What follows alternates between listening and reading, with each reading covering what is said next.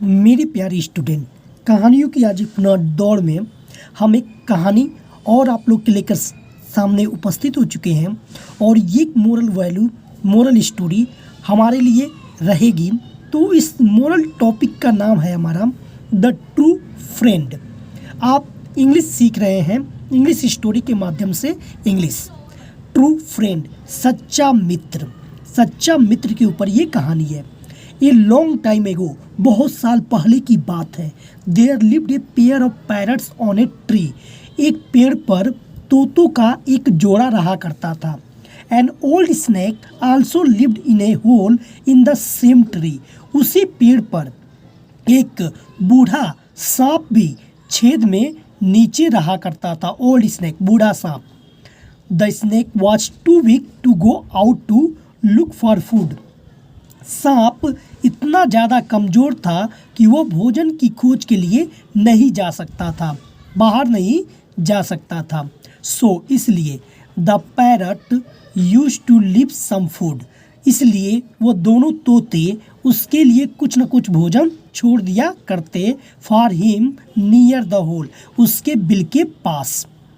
The snake was grateful to the parrots. वह सांप इन तोतों का बहुत आभारी था। वन डे, एक दिन, अ वल्चर, एक गिद्ध, was hovering over the parrots. इन तोतों के ऊपर मंडरा रहा था इनका शिकार करने के लिए। जस्ट देन, तभी अ हंटर केम देयर, वहाँ एक शिकारी आ गया। He aimed his arrow at one of the parrots. उन तोतों में से एक पर उस शिकारी ने अपना निशाना साधा। But the snake noticed his friends were in danger. लेकिन तभी स्नेक, जो नीचे बिल में रहता था, उसे खतरा आभास हो गया कि उसके मित्र अब खतरे में हैं। And bit the foot of the hunter to save them. इसलिए उसने शिकारी के पाँव में काट लिया। टू सेव देम, उनकी जान बचाने के लिए। द स्नेक बाइट, सांप के काटने से रूइंड द हंटर्स एम। शिकारी का जो लक्ष्य था वो चूक गया। And the arrow struck the vulture instead. और शिकारी का वो तीर पैरट को मारने की बजाय सीधे वल्चर को जाके लग गया।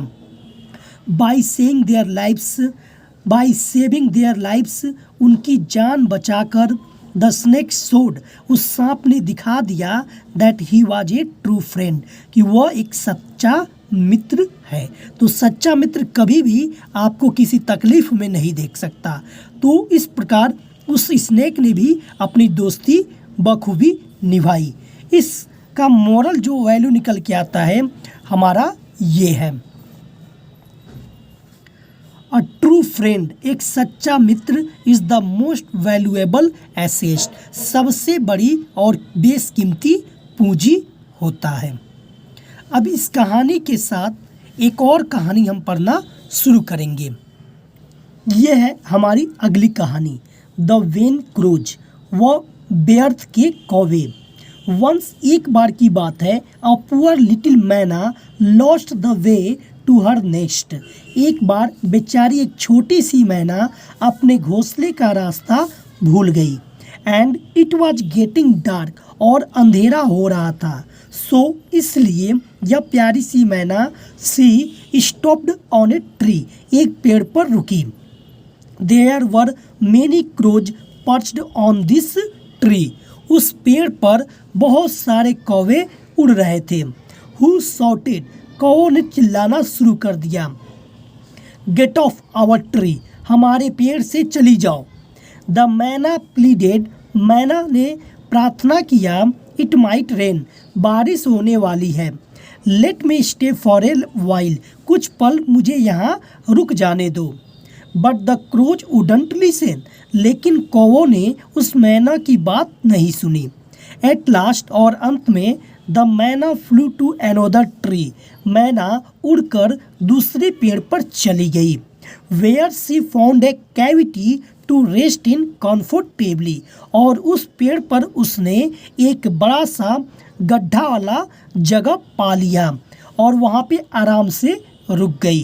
एंड वन डे, और एक दिन, there was this huge hailstorm, वहीं पर उसी जगह पर बहुत विशाल विशाल ओले पड़ने लगे, आसमान से बर्फ़ के टुकड़े गिरने लगे।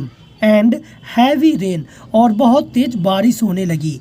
मेनी क्रोज वर हर्ट, बहुत सारे कौवों को चोट लगी। एंड सब इवन डाई, और कुछ की मृत्यु हो गई। When the weather calm down, जब मौसम ठंडा हो गया, the myna came out and started to fly home, मैना बाहर आई एंड अपने घर की खोज में उड़ते हुए जाने लगी। जस्ट देन, तभी one of the crows asked the myna, इन कौवों में से एक कौवे ने मैना से पूछा, how come you are not hurt, तुम कैसे बच गई और तुम्हें चोट क्यों नहीं लगी? God helps humble creatures and lets arrogant ones like you suffer, the myna replied and flew away. तब मैना ने जवाब दिया कि भगवान नेक प्राणियों की मदद करता है और अभिमानी, तुम्हारी तरह अभिमानी लोगों की जो कष्ट झेलते हैं उन्हें देता है, कष्ट झेलने के लिए छोड़ देता है। मैना ने ये जवाब दिया और वो वहाँ से उड़कर चली गई। तो इस प्रकार यह स्टोरी का मोरल वैल्यू निकल कर आता है, arrogance is the root of all evil, किसी भी प्रकार की अभिमान जो है सभी कष्टों की जड़ होती है, सभी बुराइयों की जड़ होती है। इसीलिए हमें किसी भी चीज़ पर जिसको भगवान ने हमें दिया है उस पर अभिमान नहीं करना चाहिए। चलिए एक और कहानी को हम पढ़ते हैं और देखते हैं इस कहानी का मोरल वैल्यू। ये कहानी में आप देख रहे हैं एक माँ, उसके बगल में एक छोटा सा बच्चा और सामने स्नेक मरा हुआ है और घड़ा है। तो चलिए ये कहानी हम पढ़ते हैं और इस कहानी का सेंस देखते हैं।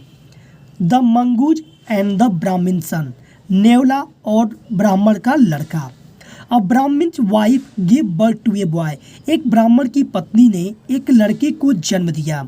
द सेम डे, ठीक उसी दिन, a female mongoose give birth to a baby and died, उसी दिन एक फीमेल यानी कि एक मादा नेवला ने एक बच्चे को जन्म दिया और वो मर गई। The brahmin's wife brought up the baby mongoose like he was her one son, तब ब्राह्मण की पत्नी ने उस नेवले के बच्चे को अपने बच्चे की तरह घर ले आई और उसका पालन पोषण करने लगी। वन डे, एक दिन, the wife went to fetch some water from the well, एक दिन ब्राह्मण की पत्नी कुएं से कुछ पानी लाने के लिए गई। And the Brahmins too went out to market, और ब्राह्मण भी बाजार को जा चुका था। While the baby was sleeping, जब लड़का सो रहा था, ए स्नेक केम, तो एक सांप आया एंड स्लिथर्ड टुवर्ड्स द बेबी, और रेंगते हुए बेबी के पास चला गया। सेंसिंग डेंजर, खतरे को महसूस करते हुए, the mongoose killed the snake, नेवला आया और उस सांप को मार दिया। टू शो इज ब्रेवरी, अपनी बहादुरी दिखाने के लिए, the mongoose stood outside the door, वह नेवला दरवाजे के बाहर खड़ा हो गया। द ब्राह्मण्स वाइफ अराइव्ड, तब ब्राह्मण की पत्नी आ पहुंची। एंड सा the mongoose covered in blood, और नेवले को खून से ढका हुआ लपेटा हुआ पाया। सी एज्यूम, तो उसने धारणा बना ली, that the mongoose had killed her son, कि नेवले ने उसके पुत्र का वध कर दिया है।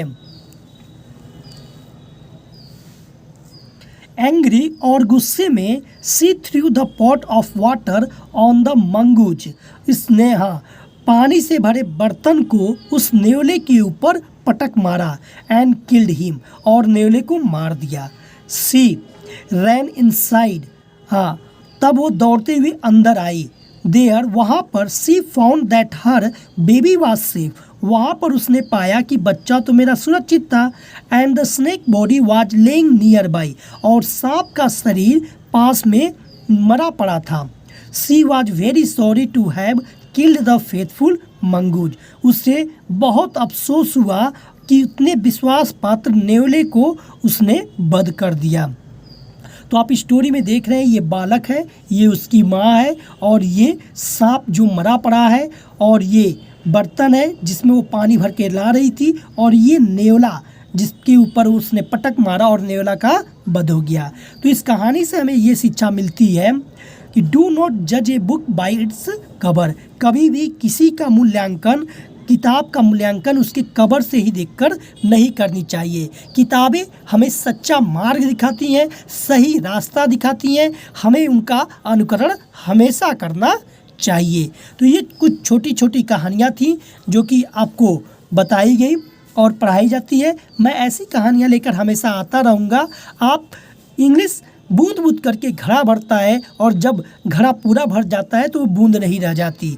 इसी तरह से छोटी छोटी कहानियों के माध्यम से आपका नॉलेज बढ़ता जाएगा और जब बहुत ज़्यादा नॉलेज हो जाएगा तो आप कभी किसी चीज़ में कमज़ोर नहीं रहेंगे।